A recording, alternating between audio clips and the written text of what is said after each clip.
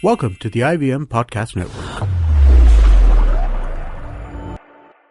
All right, please note that the language and ideas presented on the show might not be suitable for everyone. If you're under 18, make sure your mom isn't around. If you're over 80, why is your mom around?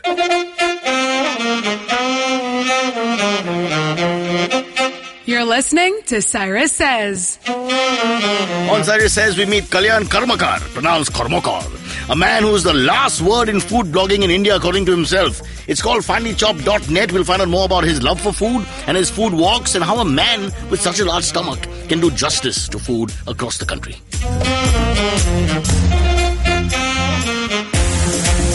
Why follow your auntie's advice when you can follow Cyrus Says on Facebook and Twitter to stay updated about the latest shows?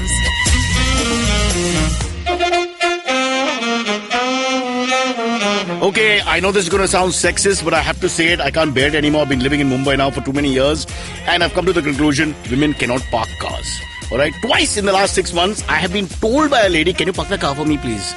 Both times I was behind the car honking, and she finally said, put a hand up helplessly the last time and said, please, can you help me? Can you park the car?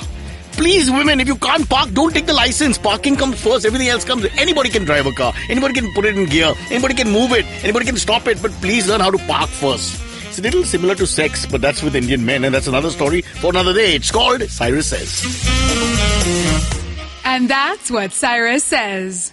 Ladies and gentlemen, on Cyrus Says, we've met a very interesting man who I'd like to call KK, because that's the initials. Kalyan, let's pronounce this correctly. Karmakar. Karmakar. And because we've got this young Deepa Karmakar in the background who's won glory for us in gymnastics. Who would think an Indian can do gymnastics? I mean, if you look at my relatives who've not touched each other's toes, forget their own. I mean, it's just amazing that we actually have a girl who may have won a medal. But let's just quickly understand, Karmakar is Bengali. That's right. And it's pronounced like that. So all you Maharashtrians out there are saying, they are one of us, Karmakar. There's no Karmakar, it's Karmakar. Am I saying it correctly? And now, thanks to Deepa, I can tell people it's like the gymnast. Yeah, and then you show them your parallel beam balance in a vulgar display of affection. Kalyan, welcome to the show. It's called Cyrus Says. My dad's the sponsor, so I kept my own name. We do what we want on the show. We normally do the show naked, just to encourage people to free speech and say what they want to. Some dress for the occasion then. Yes, normally the guest says no to the idea. You're the first one who said yes, so thank you so much. No, that's the advantage of being on a podcast. There you go. And they'll never know the truth. Yep. Like how close we are. Kalyan Karmakar, I'll just give you a background for those listening, is one of India's most prominent food bloggers. His personal food blog is finelychopped.net. Am I correct? That's finelychopped.net. Could have double meaning in that as well. It's one of the most widely read websites in the country. We'll talk about the phenomenon of these blogs actually who suddenly come up, because that's another thing altogether. But you write about cuisines and from India and abroad being very important because you yourself are a global phenomenon. You were born in one country, then fell into another country, then trekked all over the world, and then sadly found yourself back in, well, what do we call this country? Hindustan. Yeah. So let's start right at the beginning. You were born in England, is this correct? Yeah, I was born in England and in a place called Canterbury. And Kent. I know. In North, they sometimes say can't. As in K-N-T, huh? Let's not go anywhere with Parsi that. land. Yeah. It's a married to a Parsi. But married to Parsi. We'll come to that as well.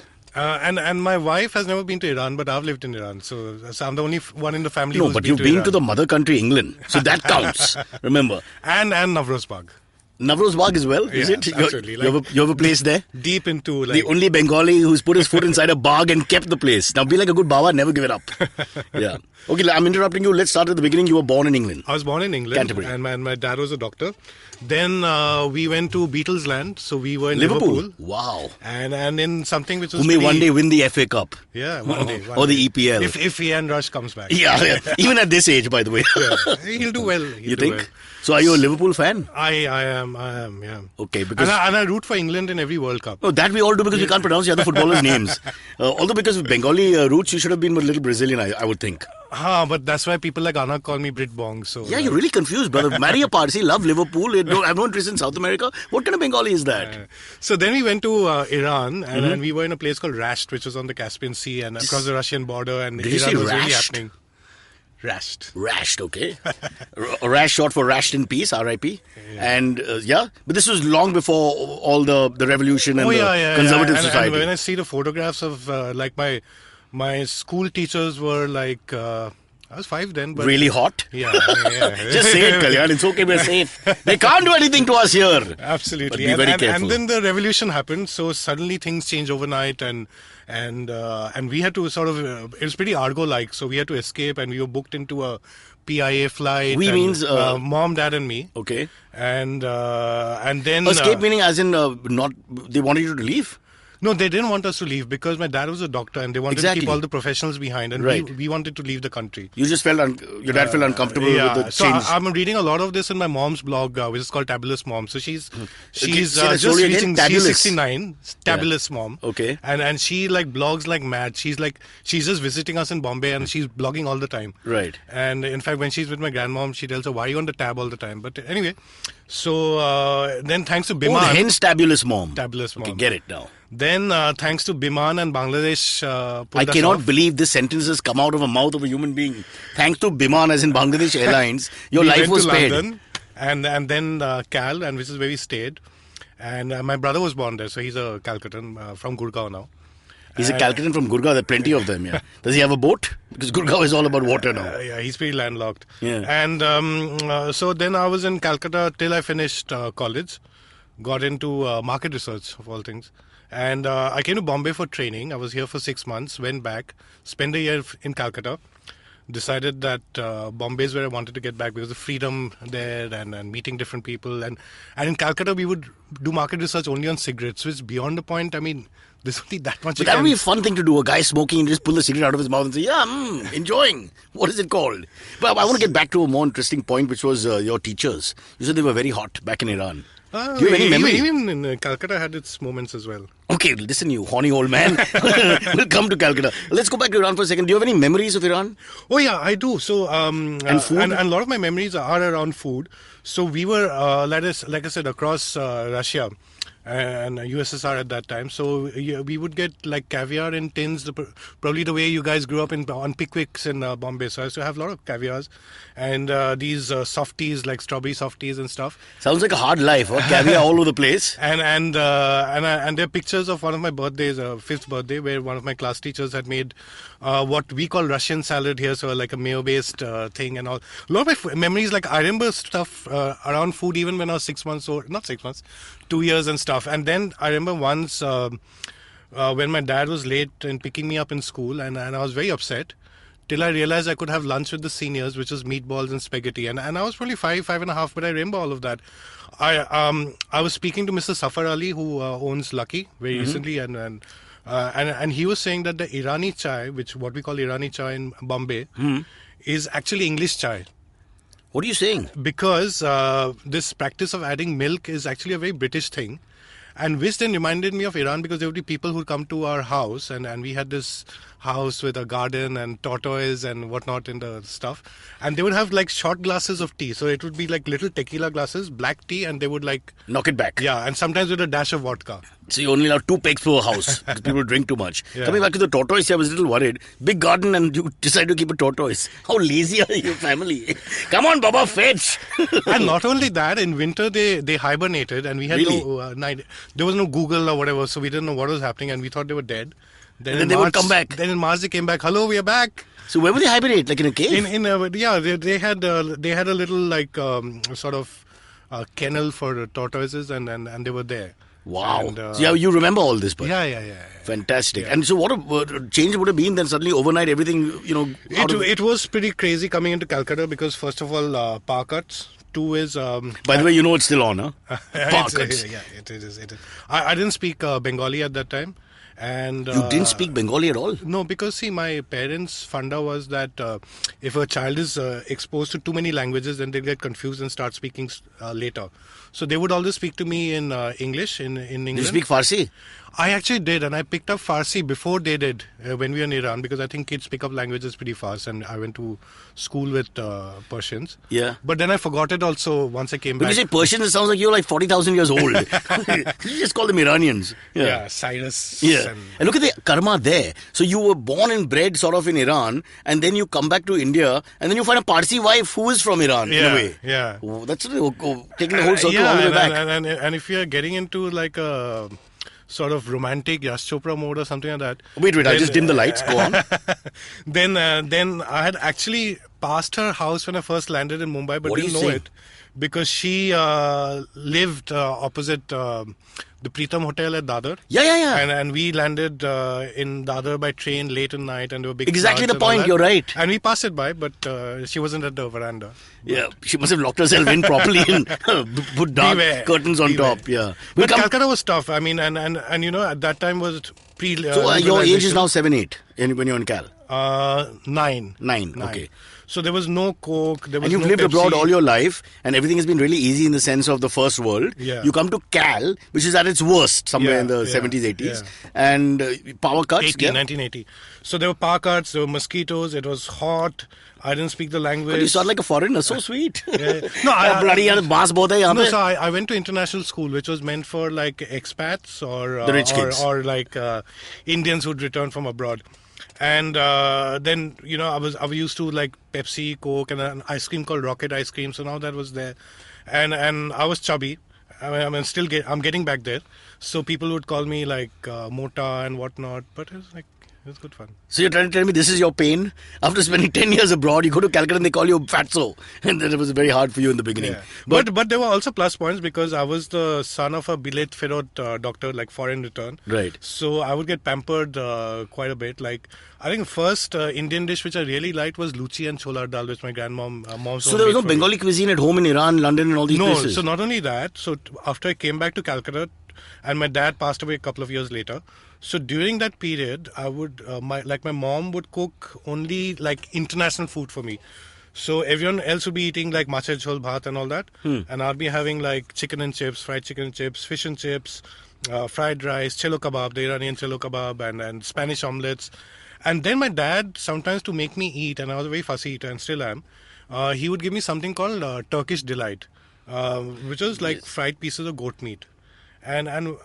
And then we went back to like my wife and I went to Turkey like a few years back. And you 5 went into years this back. bordello and found 3 young girls and totally different That delight we did. altogether. And then we saw the real Turkish delight, Which there, is? which is actually a sweet. It's a Yeah, baklava sort of thing. exactly. So but I still prefer my dad's version of fried goat meat as Turkish delight. But I was a fussy eater.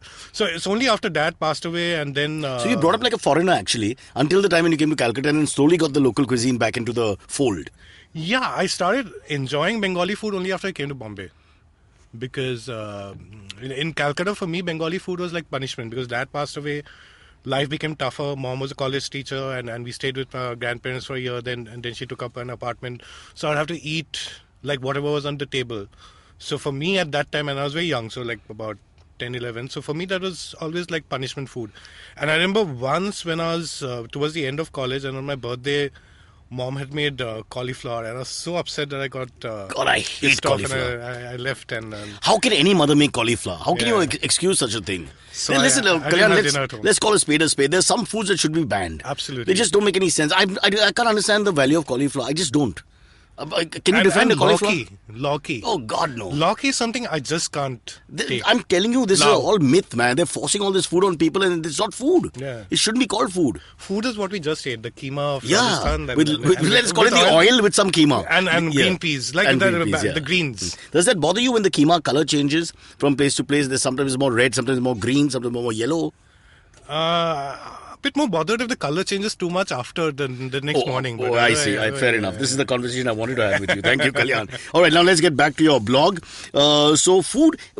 As a young man, was there some dishes that you really loved? Do you still remember? Is there something that, in the top of your head, that comes to mind? The chelo kebab. Chelo kebab. Chelo kebab, and again another Persian thing, which is the pulao.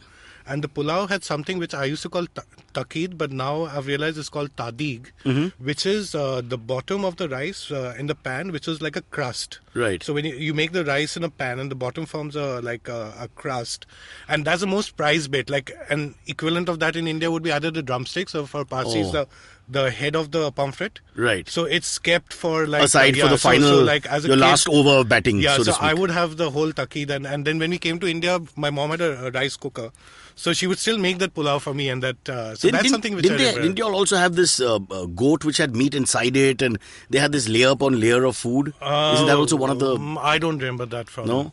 But what I do remember is like when we used to go on long drives on the hills around Rasht and stuff, like people like sort of roasting fish from the lakes on like barbecue. Is the steaks food and anything stuff like Parsi Bono that you've eaten now in Bombay? No, it's not. It's not at There's all. no connection. Not too much. But remember, one was I was very young then. But I've also met a lot of Parsis, and one of my Your wife's Parsi, so your Bonu, I'm sure. my you're- wife is Parsi, but her favorite dish is pasta. So like, Oh God, Yeah, so- Italian Parsi, like my dad. absolutely. You might be related. Likes the opera, is it? I'm sure. Okay, Kalyan, let's get to the blog, otherwise we'll run out of time very quickly.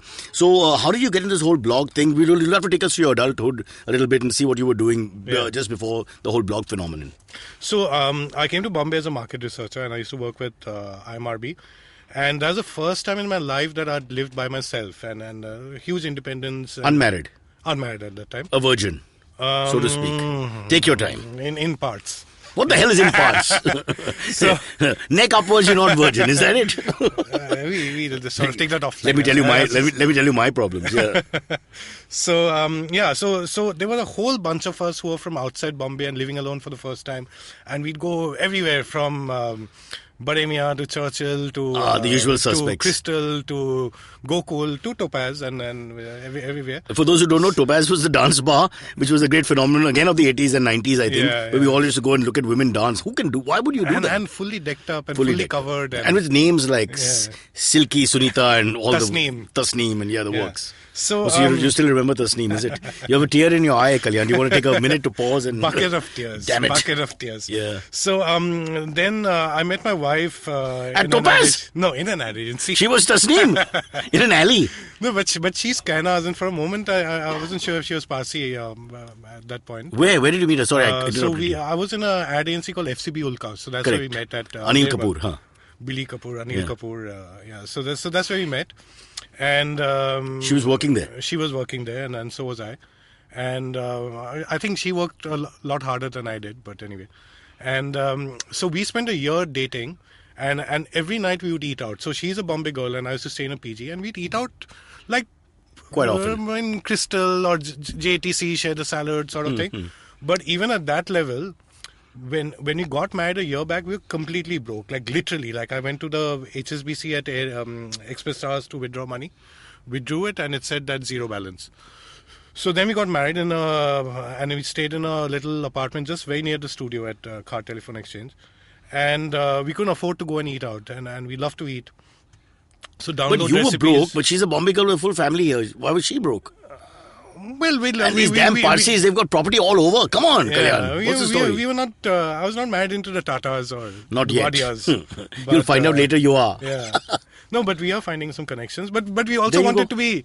We also wanted to be independent. Like we wanted to do things by ourselves. And But you're still holding your advertising job at this point. who, me? No, at Yeah. At the point of marriage, you both were still in Ulka. Yeah, and then no, she'd left. She was with Leo Burnett and with Aggie at that point. Okay. And she left before we got married, and then I moved back into market research. So for a year or a couple of years, like we would keep cooking at home, and I would call my granny, or there were no blogs then, so look up the internet, and my wife would take printouts, and for some reason pink papers, green papers. I mean, she wasn't creative, so she always had to make that point, and we would cook. For her, it was more like something which had to be done, but I enjoyed it. So we would sort of share the kitchen duties, but I'd sort of look forward So it to was the days. necessity that made you into better cooks, is what you're saying. Yeah. And then, And 50-50, is it? You cooked, she cooked? yeah, but I would sort of hope that she wouldn't cook simply because I like cooking a lot more. You were the better cook? Yeah, that's. We'll something edit this part. She won't hear it. Yeah, no, she's happy to admit it because once, much later into her life, we had a maid called Banu, our house help, and she was not a cook at that point.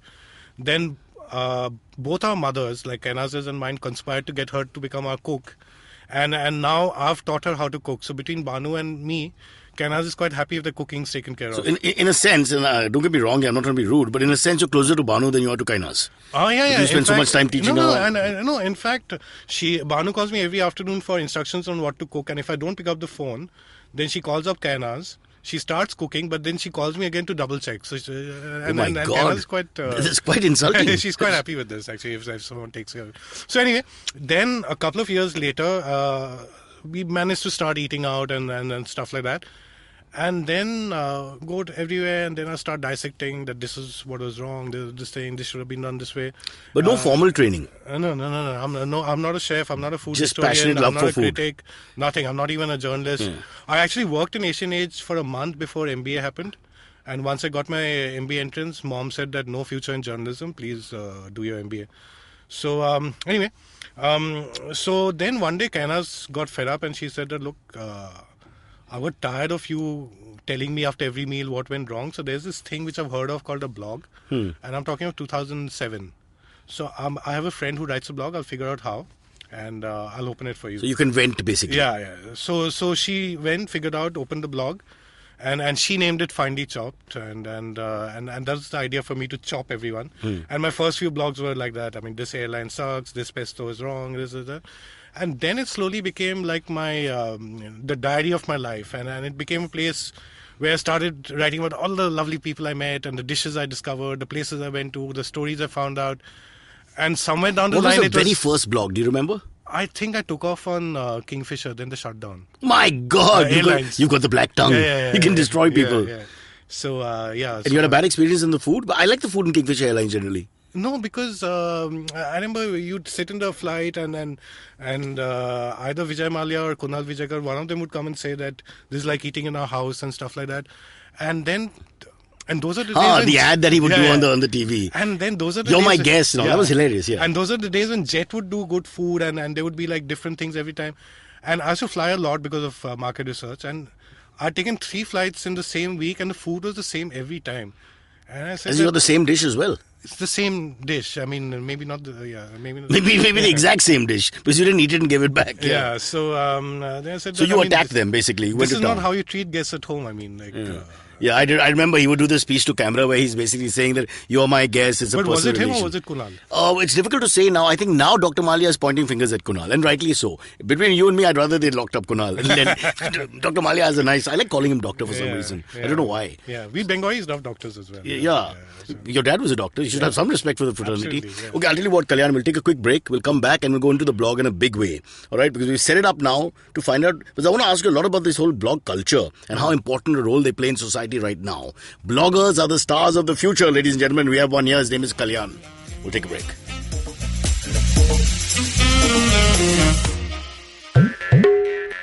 Hi, I'm May, and I'm a huge fan of the indie music scene in our country. A scene that's relatively underground, even though it sometimes speaks its head overground. But there's no shortage of talent, and I get the privilege of interviewing some of the most awesome musicians on my show. I've had the likes of Euphoria, Krish Kale, Hardcore, Randolph Correa. I've had singer-songwriters, folk singers, electronic music producers, playback singers, rappers, fusion artists, instrumentalists, classical musicians, and so on. Whether mainstream or not, these people have chosen to release their original music, and these are the people currently shaping the direction in which our music scene is heading. Join me on my show every Monday and tune in to discover the unique talent coming out of India today. All right, back here with Kalyan Kormorkar. Kollam. Kormorkar? Actually, I gave it up. In Bombay, I'm Kalyan You must Karmakar. be I'm driving you Kalyan mad. Karmakar, You don't want to yeah. ever get it right. Yeah, Kalyan Karmakar. And each part of the country will give you another spin to it. And it's sort of funny because the Bombayites call me Karmarkar. Yeah. And for some reason, and I need to figure out why, the Firangs, the Europeans, the Australians and Americans write my name as Kaylan. And I've never heard of it. Kaylan? Kaylan. Oh my God. And when I was a Kaylan. kid... Kaylan, it sounds Irish. I like it. Like, can we change it? Yeah. Kalyan is done to death, man. Because Kalyan reminds me of that famous whiskey we used to have, Kalyani Black Label.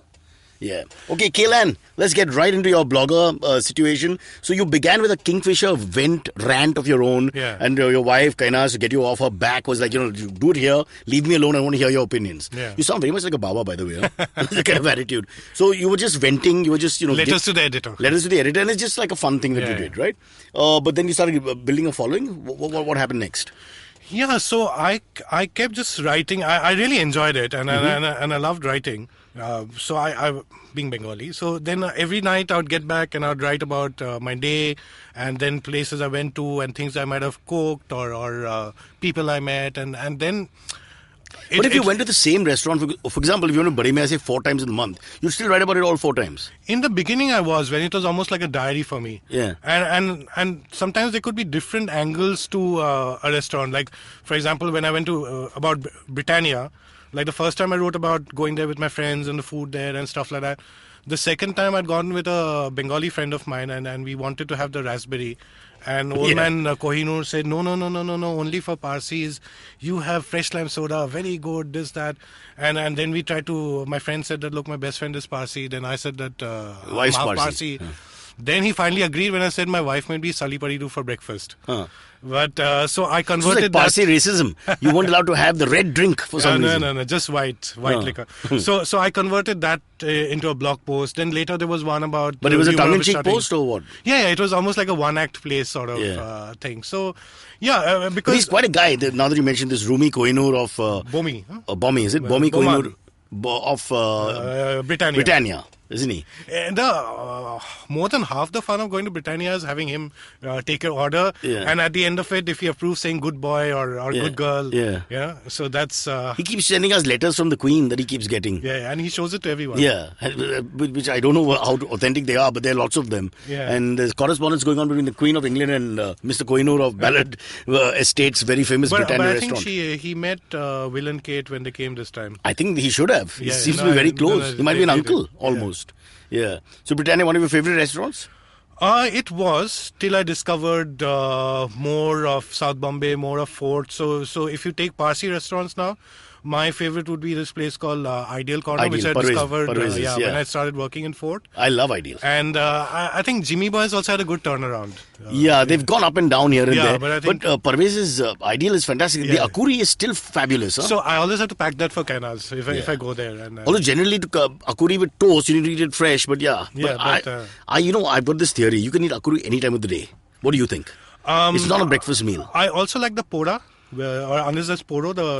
So now my mom-in-law, after my father-in-law passed away, she comes and stays with us on the weekends. Right. And Monday morning, she makes the Poro for me before... which is why you encourage the weekend. Yeah.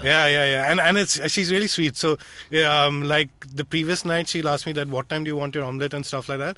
And in the morning, she's up in attention, and Kaina's almost jokes like it's as if she's sleeping with one tomato in one pocket of a nightie and one onion in the other pocket, and she's up. So I like the Poro also, the spicy omelette. The top 3 dishes from Ideal? The pulao dal, the akuri, mutton. and the railway mutton curry which they have. That's one Anglo-Indian dish, isn't it? Railway mutton. Yeah. All right. Now I want to talk about this blogging whole phenomenon thing. Yeah. So how much money do you charge for? So here's how it is. It's a diary. So I just write about whatever happens in my life. I don't charge. Oh, it's not just food. With a food context. Okay. So, could you be writing today I went to the bathroom and in 5 minutes I was able to complete the ablutions? No, not. It's so still food related in a sense. Yeah, but it's not.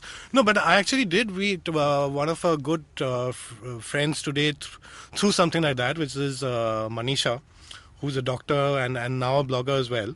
So I'd written about on my blog about having a bad stomach and that we'd just gone to Goa and we couldn't eat anything because of that. I couldn't. So she wrote in, leaving a comment, and we didn't know her then, saying that take this and this medicine and you'll be fine. Being a good Bengali, I take medicines only from doctors with prescriptions and stuff, so I ignored her. Then I wrote in my blog again that 2 more days and I'm having only watermelon juice in Goa. And so she wrote to me saying, look, I'm a doctor, take this. So then I did. And tummy was okay, and Vindaloo's and everything happened. And then I came back in Bombay, we met, and we've become like good family friends over the years, and she started blogging. So yeah, I mean that's sort of. But anyway, coming to your I want to answer the profit point here. How does one try and get money out of this whole? Yeah, so I'll tell you my experience, and I'm sure it works differently for different people.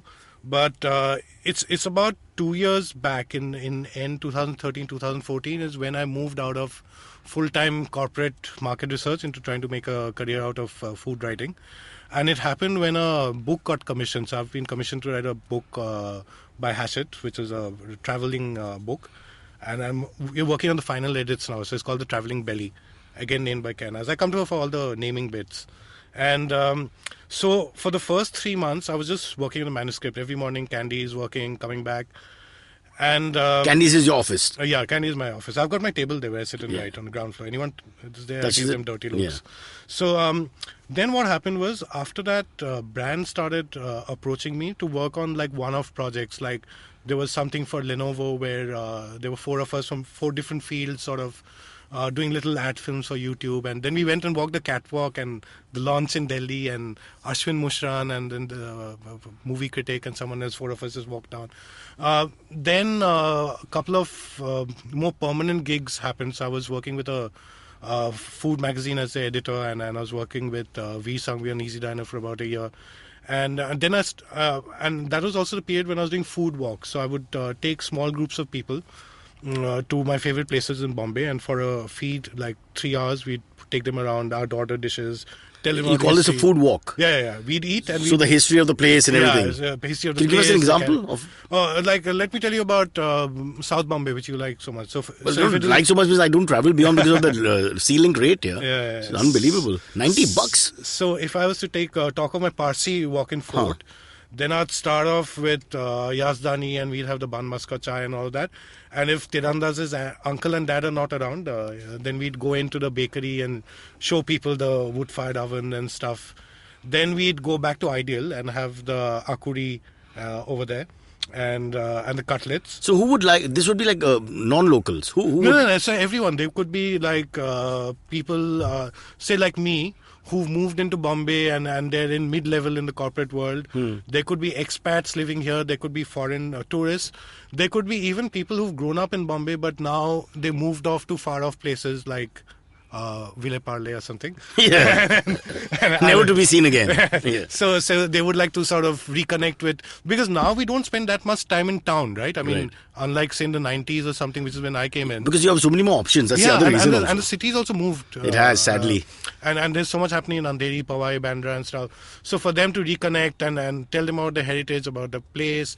And for me, and the walks are all about my personal experience. So nothing which you'd find on Google. But Right. But Met my first girl here, got beaten up, too drunk here, police arrested me there. So we'd go to Military Cafe and have then the keema ghotala and the caramel custard.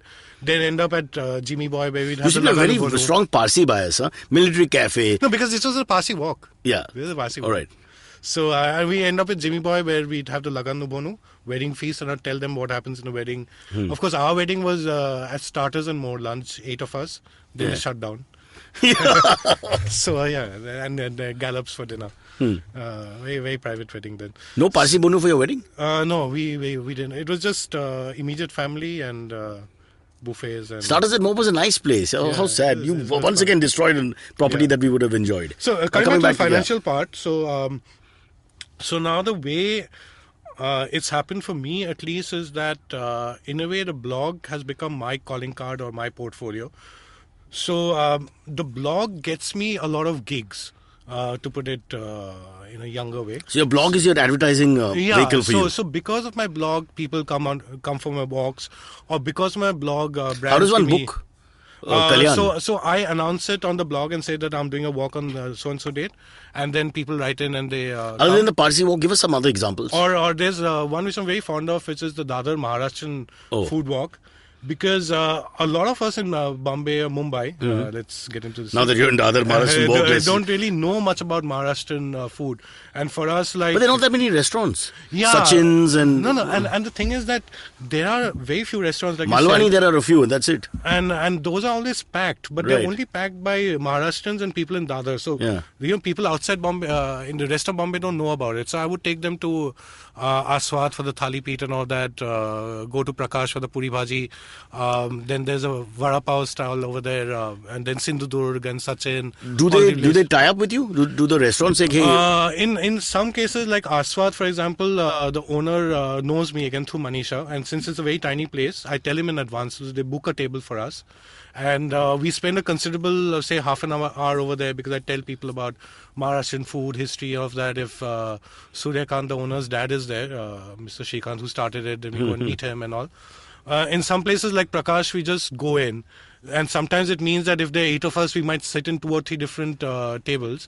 But what I tell people is also you're getting the real experience. So it's not going to be something where everything's booked for you and stuff. So getting to find out about soul curry and so I'm part of also this foodie hub. So I'd given the misal pav, nominated that for the best vegetarian dish, and it won it. The best vegetarian dish. And do foreigners take to this, like non-Indian? Oh yeah, they do. And both foreigners who are coming from abroad to visit Mumbai on a short trip, as well as expats who live here. Because, see, in me, they find someone whom they can relate to, the sort of people, person You're who Dev Anand's character from the movie Guide, except you're guiding them to food. Yeah. And to the history of food, because nothing is just food. Yeah, and funny you say that, because... my dad had this cassette of Dev Anand. What are you saying? And we used to sort of listen to it like... and then people used to say he looked like Dev Anand when he was... Your dad? Yeah. So I all that Gata Rahe and that cassette with the dialogues and very recently someone had shared the English trailer of Dev Guide, which I'd heard about but never seen. And English trailer meaning? Yeah, so the Guide was made in Hindi as well as in English. What are you saying? I didn't know that. I knew about that because I'd read about it. So where's the English track? I'd love to see it.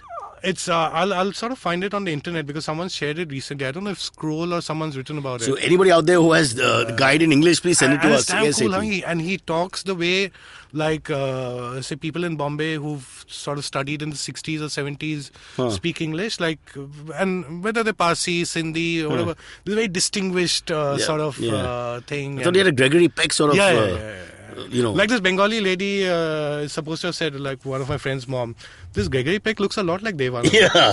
So at the end of when their lives came to an end, I think Gregory Peck was younger. So in my case, the blog has given me a lot of gigs where there's not so much of money. So you're starting a sort of food factory of your own, and a whole new spin to food and what lies beyond. True, and it's almost like you've pioneered a few things here. In terms of these walks and people getting together and trying to find out more.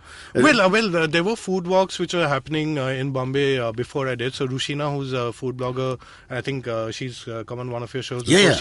She did food walks before I did, and they were a global phenomena. I've attended a few food walks myself, and later in Barcelona, Rome, Dubai, Prague, whatever. And Rushina was actually quite helpful because at that time she herself was doing walks, so she would give me a lot of advice in terms of how to... there are few of us in the food blogging community when we'd started. So you monopolize the market. Rushina, you, Manisha, a few other people have come together. And we're pretty close. We sort of discuss stuff with each other. So you're like the Shiv Sena of food. You just make sure that people from outside Mumbai can't get a leg in. They just control the whole place. But I want to quickly get this in. This is a line that we've got from you, where you say you don't follow set recipes from books, and you also love food photography, which you think is integral to food blogging. The first part first. Yeah. You don't follow set recipes. Disdain for that. It's just that I'm someone who hates being told what to do. I'm also a bit of a lazy guy, so I don't like to study too much or whatever. So in the beginning, of course, I looked up recipes and all to understand how to cook. But after that, once I got a hang of stuff, it was more about recreating dishes by myself or say seeing what's at home. Like one day, like recently, I was making a pasta. But it was keema at home. And I'd never cooked with keema before, like made a pasta, but I made it and stuff. But are you a fan of these big chefs which today are stars and all in their own like? Well, a lot of them have thanks to blogging, we've become sort of friends, and they're all very nice guys. I don't really look at their shows too much. But we used to watch MasterChef Australia for a while. Can't understand why everybody loves MasterChef Australia and like above every other MasterChef available. I think there's a certain warmth to it, and everyone's hugging each other. I think it's the cravat. And it's It's back to Dev Anand. That guy with his cravat. What's his name? Matt Preston. Yeah. And the food is shot so well. So when I would watch MasterChef, I'd often listen to them and get cues on how to do this thing. But I prefer to do my own stuff, and I'm not too much. So your book, which is coming out, is not a recipe book for sure. Oh no. In fact, and I've got nothing against recipe books, but since I'm not interested in recipes, I rarely read recipe books unless it's a sort of book where there's a chapter of like either cultural nuances or memories, like the books written by Chitrita it would end by a recipe. Don't remember her second name, but she writes this Bengali in English, but her Bengali food and stuff like that. So my book is not about recipes; it's about my travels across experiences. India, largely across the big cities and all the little places we'd go to. And so you've kept a diary of all that before your blogging days, or just from memory? No, see, I've been blogging for about 8 years, and so this is the blog experience, and that's also the time when I started moving out and checking out places, because when I first started traveling on work, I used to live in a PG, and they were paying guests, and there were 11 of us who stayed in that house and who shared two toilets and a bathroom and stuff, and food was very terrible. But not at the same time, I hope. Not at the same time. But we'd queue up. Because that'd be another blog altogether. And that's blog, not bog. So leave it there. And so for me, staying in a hotel was about not getting out of bed, ordering room service. And there was hardly any internet then, so office couldn't. Now you're really turning me on, man. This is what I like to do. So I would go and open the room service menu and order dishes I'd never tasted before. Minute steak and this, that. Once they'd got bread, and I returned it thrice, saying that it's turned green and it's rotted and stuff like that. And finally the chef came and explained to me, sir, these are herbs. That's why, that's why they're green and stuff. So then but anyway, so then when I started blogging, which was after I'd worked for maybe around 8-10 years, there was a sense of being there, done that to that. So which is when I liked going out to the city and exploring all the small places. So which is when my book also takes off. So it's my life after ordering from roof service. Okay, so it's a blog experience basically. Yeah. But what about photography? You do your own photography in the book? Yeah. In the book we are trying to keep it cheap. So I think we are doing just illustrations and not photographs. Even better. And I don't think my photographs are really book worthy. But I take all my own photographs for the blog and stuff like that. And in fact, if I even go to a restaurant event and the PR sends me the photographs, I don't use that because I want people to see it the way I see it. And for me, my joy is in writing. So, I'm okay with, even if my photographs are not the best of photography and stuff like that. But I was telling you one thing about photography. Like my wife started the blog because she was tired of my ranting, and it worked. But another problem happened, and which she talks about, is that ever since I started blogging, she's never had a hot meal. Because anytime we eat together, whether it's at home or in a restaurant, you take 10 minutes the food has to be photographed from 6 or 7 different angles. And now there are videos. So there are periscopes and Facebook Live and then little videos she has to shoot for YouTube. So, So you need to have a third person there taking the photograph so you can not interrupt the meal at the same time. Yeah. We'll work on that. But here's some shameful news which I have to share with you. You also were working for Femina magazine. Yeah, what the hell were you doing? Were you that sex columnist or the romance columnist? No, they didn't give me that job. They said you're not experienced enough. But what? And it was rather funny. Were you a mentor to upcoming Miss Feminas, the next generation of Miss Indias? Yeah, this especially the swimsuit section. What you'd model for them? What? Come on, tell us. I would sort of tell them how to sort of carry your body this way. Yeah, absolutely. So it was rather funny that for a year I had a column in Femina, which was a travel column. So it was a one-page piece on travels across different places with a food connect. And then when my contract with Femina got over, then I started writing for another magazine, which is the Man's World. So it was like swinging from one extremes. I mean, there's no general magazine or something like that. But yeah, it was good fun. Are you still contributing to all these magazines? So I'm a columnist now with NDTV Food, and I write about Indian food culture there, and which sounds very grand, but it's more personal stories. Like I keep saying, I'm not a historian, and that's normally my sort of backup card if people tells me all this is wrong, which often is. And I also write for Scoop Poop and Scoop Poop. yeah, and my younger sister, my Okay, quick. sister-in-law, who's We like must know. So she got very excited. Hey, you're writing for Scoop Poop. I said that's a good thing. She said, yeah, it's a very good thing. So there's Rajshri, who's a consulting editor and I used to write for her when she was the editor for Burp. So she said, I want you to write a piece column for us, which is about Bombay restaurants, which are very popular with people, but not too many people outside the locality know about them. So I started off by writing about Som, and then I wrote about Punjab sweets, and I'm also doing a podcast now with Indian Express, which is again on the same thing, which is oral history of Bombay restaurants, and that's what really excites me, and I sort of want people to read it and come to Bombay and not just go straight away to Goa and Jaipur and Kerala, but come here, enjoy the food, and give us tourism money. Hopefully some of that will lead to... And is there ever a hope that you'll go back to Iran? No, I want to. In fact, my wife and I are planning that, and she's got an art partner at work, Harshad Maharashtrian, loves history, and he always keeps planning these trips, so the three of us will go together. But we do want to go to Iran, definitely. And rekindle memories of a time past when you ate happily, Absolutely. wearing short pants and nothing else. Yeah. All right, Kalyan, before we say bye, I'm going to ask you a very difficult question. Could you rate the top 5 restaurants or top 5 meals you've ever had? In life or in Bombay? Yeah, in life. Because I think Bombay will be cutting it a little tight. Top 5 experiences. Top of your head, obviously you can't remember everything. Top of your head. Okay, top of my head is one is this place in Barcelona, and I've forgotten the name, but we went there for these. I love the detailing. This is even better because they can't corroborate if it's true. Go on. No, I can, yeah. But there was a steak which we had there, which was supposed to be the equivalent of Spanish Kobe meat. We'll call it water buffalo so that nobody gets upset. In Spain it is... we'll just call it land buffalo, so that was very nice. One of my earliest memories, which was in England, and we'd gone to Blackpool on a holiday, and there was black pudding.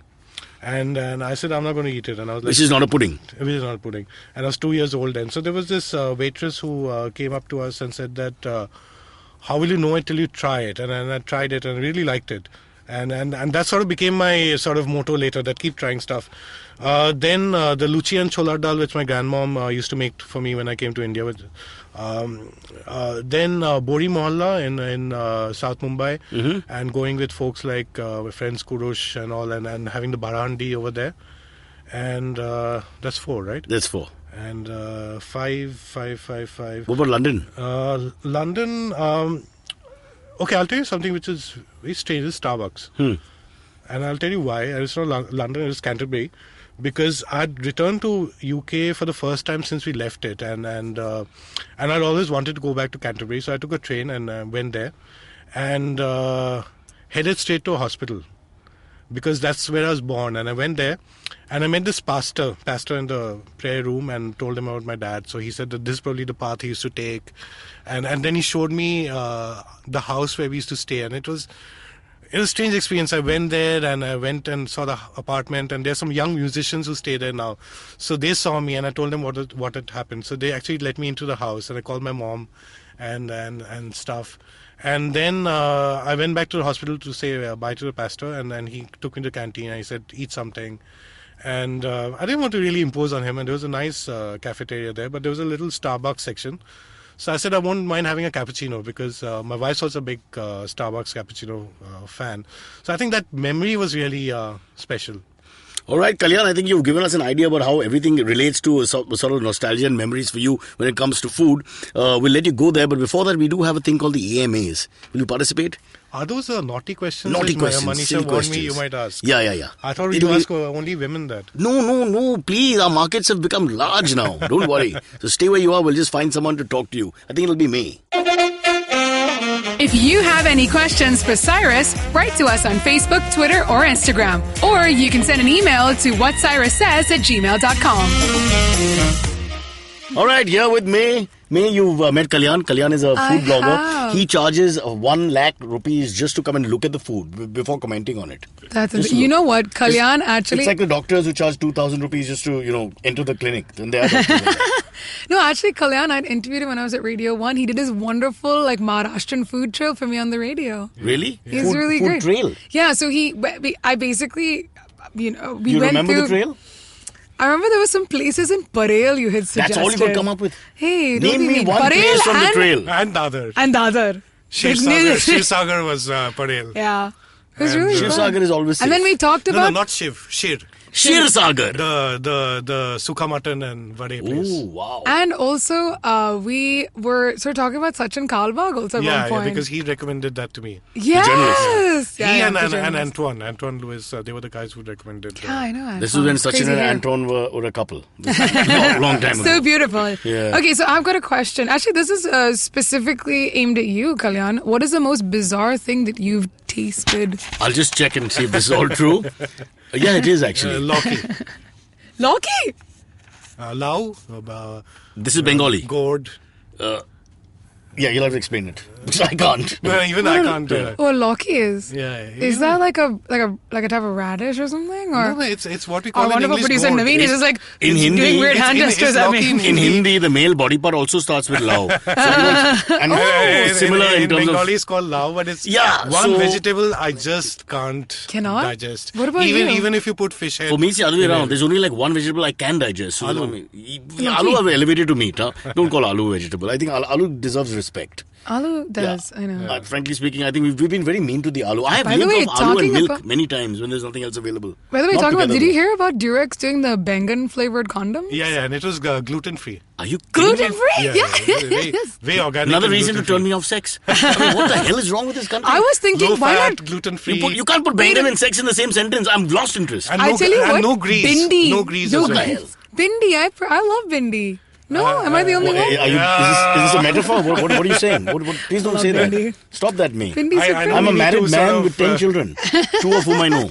I know we have to shoot out the listenership, but Yeah, really. Why should she always be the vulgar one? It's not fair. What about Hey. us? Just because we appear to be slightly gay. I'm not vulgar. I'm a perfectly Not that there's anything wrong with fully respectable clothed. young lady. You're fully clothed. I'm fully clothed. I'm Thank just a God for desperate that. old man. Go on. Okay, wait. Next question. What was the most evil or naughty thing you did as a kid and got away with? What was the most evil thing, Kalyan? Do you remember? I Leaving do. Iran. Ooh, no, That was really evil. no. How can you do Actually, I remember like my mom had got me this ice cream. I don't know evil or not, but at least naughty stuff, and I just didn't want to eat it. So I put it in the cupboard, and she didn't realize it till a few days later, till a sari started smelling of strawberries and stuff like that. So yeah, I mean, and those were expensive saris. oh my God. It doesn't even sound like a good trick or a naughty trick. It sounds like somebody with a psychotic problem. Because from a point of view of a creative naughty trick, I don't get it. It's your own mother. No, You put ice cream in her saris and blouses. I mean, who does that? And she's a nice mother. There's not even like there's angst and a there. blogger. And a blogger. And a Yeah. close family here. It's not, it's not like one of those things. Fellow blogger. Fellow So maybe you blogger. hated ice cream. Maybe there's something we haven't understood. What about you? I didn't have blouses then. Now I do. Those were different days. Hey, Well, but- we in the 6th standard, me and a couple of friends, there's this rich kid. All kids have these really rich kids, and then the normal kids, and the 1 or 2 kids who even we want to give tips to. At the end of the day, at $10, Anand build up. But India's just a caste system country. There's nothing we can do about it anymore. Yeah. Class divided, caste divided. I don't know what to do. Honestly, I've given up. So I've just accepted this is the way it is. Yeah. So this guy came from. So let's just look at the holidays. So we went to Mathiran because that's our holidays was Lonavala and things like that. And this guy went to New York. I went to Lake Michigan. In fact, I remember. I didn't even know this name. Was he a blogger? Or No. He's super rich. So he came back and the teacher would ask you, right? You guys remember how they'd ask you, where did you go for your vacation? Weekend diary. Yeah, exactly. So Lonavala, Panvel, Delhi, all this would come out. Okay, there might be a Hong Kong. You'll be like, wow, Hong Kong. Then this guy was like, Lake Michigan. And we're like, what the hell? Who is this guy? What is the Lake Michigan? So he brought back, and this is the first time I saw it, what was fake potty. Okay, but it looked real. I mean, it was really good. And for us, I mean, young, we were about 12-year-olds. I couldn't believe it, fake bodies. And this one chick said, come on, I challenge you to put it on the teacher's desk. Yeah. So, well, I mean, a girl says it, you're 12 years old. I mean, I do it now, and I'm not 12. So I put it on the teacher's desk. Put potty on your teacher's desk. Well, it's the fake one, but it's clearly whatever. All the kids, so the teacher comes in and we do that little good morning teacher where you stand up and all. So we're all standing and she comes in and all the kids are going, hold their mouths and not laugh loudly. And then she started crying. The teacher. Yeah, so all my hero-giri went from being the hero to the villain of the class. Because everybody felt bad for her. And she was like very hurt that, after all, the hardworking people paid very little. I mean, I didn't think it through. It's very insensitive on our part. And she just started crying and, tears in her eyes and all that. Oh, God, I could see my whole life passing me by. Oh, my God. Suffice to say, I have never done it again. If I've felt like going, I've gone to the bathroom myself and kept it to myself. But I've never put anything disgusting on a desk. Well, I have, but that's another story for another day. We won't go there. I did, but mine's not really naughty. I used to But bully. my story's too long. We can't have another one now. No, I can tell you mine's very short. Really? Okay, Yeah. go. Is it done? No. Is it done? No. Is it done now? I used to bully my brother a lot. I used to bully my brother so much. You put Josh. potty on his desk. Yeah. No, I did not. That's just you. That's the thing. That's your trait. So you're the flaky sister he talks about. Flaky. Who's older? I'm older. And you used to beat him? No, I didn't beat him. But I have Did you put ice cream in his blouses? What? Tell us what you did. No, I don't So- think you would let him eat because he's like... Hey, I think he he's was got a a chubby waist. kid. Okay, I don't know where all that weight What is did you gone. do to him, you psychotic crazy Lots Why one? has of he become things. this skinny guy now? Because she hurt him so Because much he in his walks childhood. everywhere. He walks from like Bandra to Jew and stuff. No, but what did you do to him? Lots of things. I used to get him into trouble all the time with my mom. I used to do things like Boring. Give me proper stuff. He put Proper ice cream stuff. in his mom's saris. I put potty in the When teacher's she was desk. not Mine wearing are them. very- What the hell did you do? When she was not wearing So them. mine was more like psychological. So I remember my brother used to be a huge fan of Thomas the Tank Engine, right? Oh. Huge Thomas the Tank So Engine was fan. I. Damn. So I used to I'll like pretend I know what you guys are talking about. Thomas, the tank So- engine. Yeah. and? So I used to love sitting in the front of the car with my dad. And so did my brother, obviously. So then I used to tell him, I'm like, you can't sit here. He's like, why? I was like, only if you hate Thomas the Tank Engine can you sit here. And he's like, no. And he's so, like, in his mind, he was so So conflicted. you and he said, psychologically devastated him and yeah, so slowly he used to brought- cry in like the back seat, or he'd be like really. And also, I used to just call him smelly and poo poo and all kinds of things. To the point where my father actually sat me down and said, "You should not call your brother names." So I used to be very mean to my brother. Although in some cultures, poo-poo is a very nice name.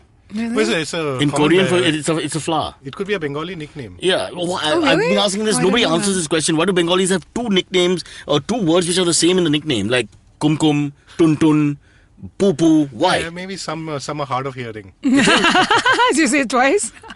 What do we say it Hey, four wait, times? that's like. Have you seen Madagascar? A name so nice, you say it twice. Yeah, Mr. Motor Motor. Name so nice, you can say it twice. And that hippo suits me. All right, we're running out of time. Do you have anything else you want to ask? No, quick. I'm good. Last question. No, I think we had a really fun. All right, A&M. Kalyan, thank you so much for being here. Thank you. You were named after a sari shop in South Mumbai, but you've gone way beyond that with your blog. How much do you charge? Okay. Still unpleasant silence. Still unpleasant. Okay, catch us on iTunes, SoundCloud, Stitcher, Beyond Pod, any of the podcasting apps. Please, we beg you, we need you. If you have any questions, write to us online and you can mail us as well. We will answer. We have a doctor in the house called May. And that's what Cyrus says. If you're looking for a foreign education, if you want work abroad, if you're an NRI or if you're just a gangster on the run, On Course is the podcast for you. It'll teach you how to get your career in shape before you get yourself in shape. Check out new episodes on our IVM podcast apps. Also, you can find them on SoundCloud, iTunes, Stitcher, etc. Not etc., but etc. Happy listening, and fathers. Good evening, ladies and gentlemen. This is your captain speaking. Sorry to say, but there's been a slight delay due to the apocalypse having suddenly begun. As you can see, there's death, destruction, and chaos taking place all around us. But don't you worry, food and drinks will be served shortly, and I would recommend checking out IVM Podcasts to get some of your favorite Indian podcasts. We'll keep you going till this whole thing blows over. Thank you.